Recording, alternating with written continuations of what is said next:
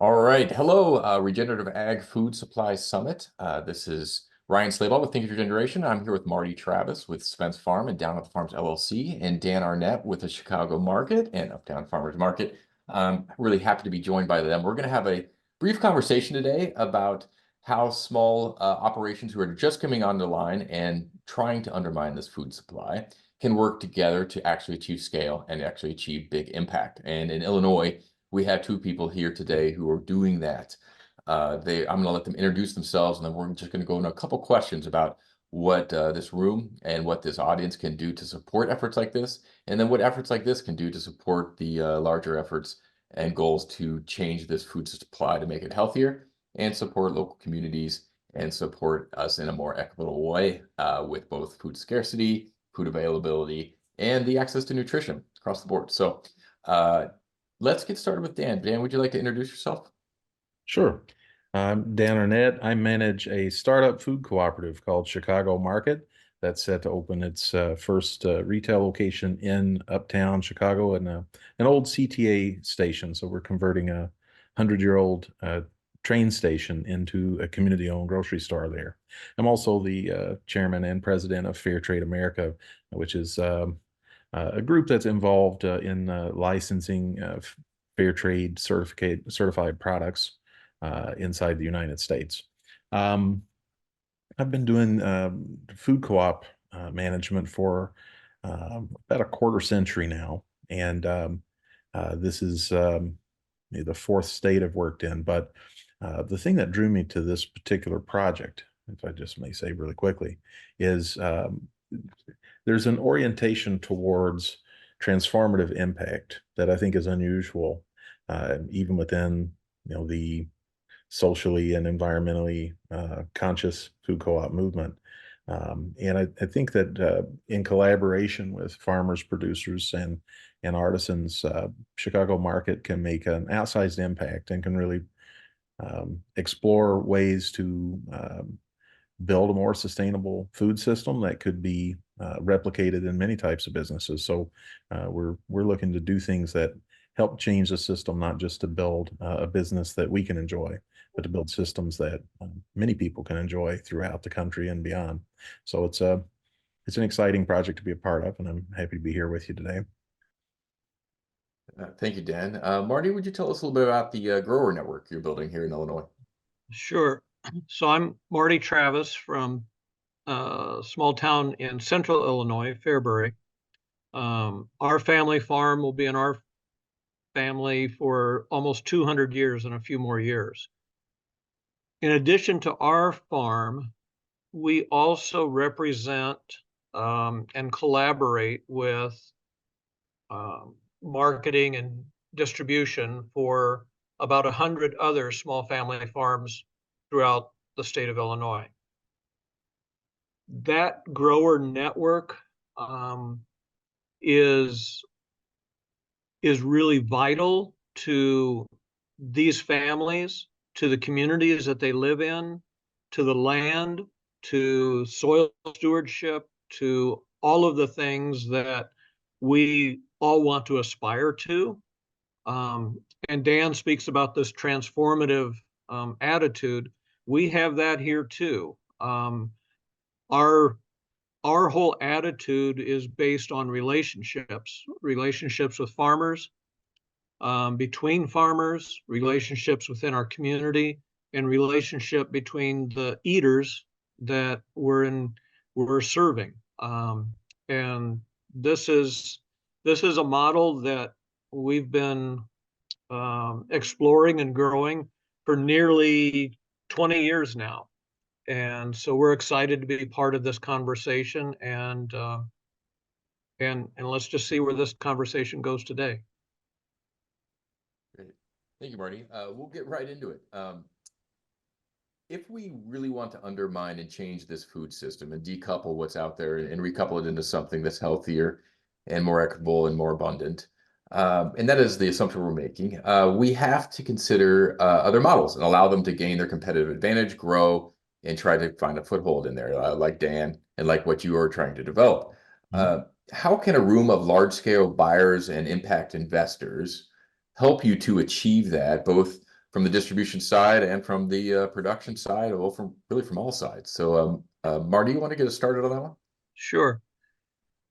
Scale is something we all talk about, and to transform or upend a current food model.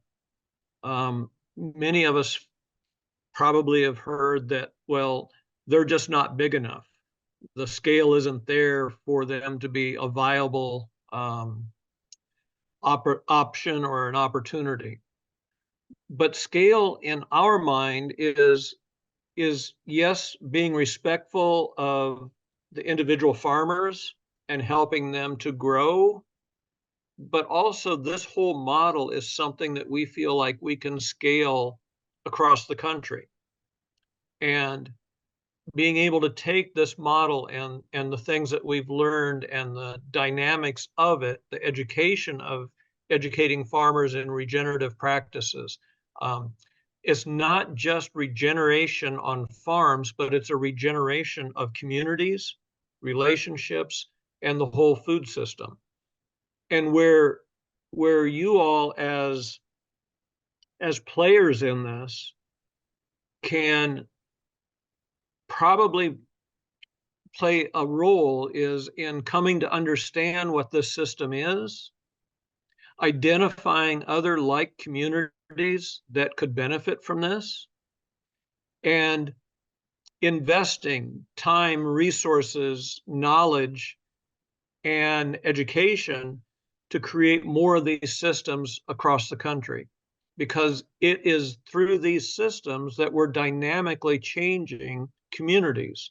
It's not just one or two large farms, it's hundreds of farms being able to sustain their families and their communities. Appreciate that. Dan, you want to tackle that same question? Kind of what can this room do to support you? Sure. Well, considering that there's a diversity of people that'll be seeing this, there may be different ways that people can interface with us. One that is near universal is the opportunity to collaborate, to share wisdom and lived experience in business and farming, so that we can all dial in our programs and practices in the best way and learn from each other's wisdom. So, being the type of business we are as a cooperative, we aren't really motivated strictly by a bottom line. We're really an organization that's built for social benefit. So when we can be helpful in being a part of making a practice more environmental or economically or socially beneficial in our communities, we'll play ball. So I think there's lots of opportunities for people to learn from us and to help teach us so that we shape our system the best way. For those that are interested in investments that have some clear social impact, we have instruments that make that possible through what we're doing. So if people really are intrigued by the way that we're approaching that community-owned business, the way that we are working directly with farmers, growers, and food artisans to incubate new and better ways of doing that honestly will generate knowledge that can be translated into other systems. I think that's a great place to put money, to be honest with you. And I think the other thing is, we will be dealing with small and medium producers as much as possible, but that's not the only source of foods. And there's, whether if someone is in a large system, that doesn't mean that they are summarily excluded. For us, just like when we think as a cooperative, we're not trying to upend capitalism, for example. I personally am an economic pluralist. I think choice among many models makes for a more robust system that can be more resilient and endure. So we're very happy to see people approach things in many ways. So it's not an antagonistic thing.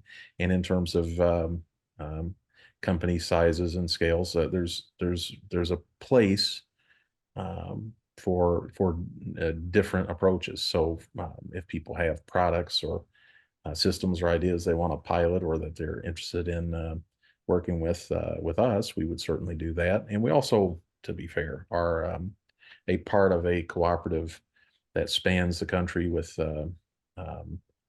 over 300 separate businesses. And when we find things that can work, it's not a big leap to say that we can pass that information on and get many others involved very, very rapidly.